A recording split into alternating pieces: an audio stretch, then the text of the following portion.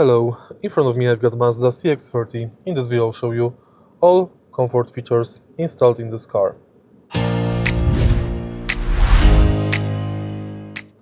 Let's start with the driver's doors. Right here we've got the panel, thanks to which you can electrically adjust side rearview mirrors and close or open them. Behind the steering wheel we can find the panel thanks to which you can enable or disable parking sensors and disable safety assistance.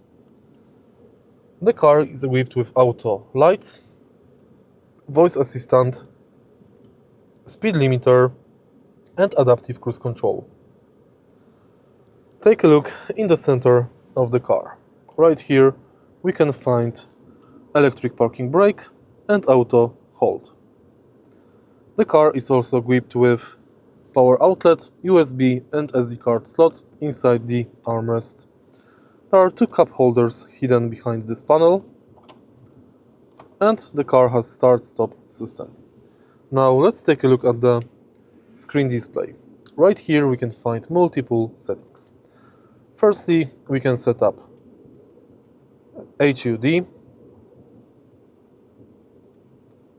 adjust center display and instrument cluster settings.